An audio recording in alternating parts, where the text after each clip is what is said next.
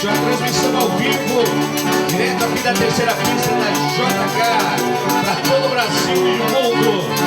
Grande trabalho sendo feito pela equipe Hoje Tem, juntamente com os nossos feirantes.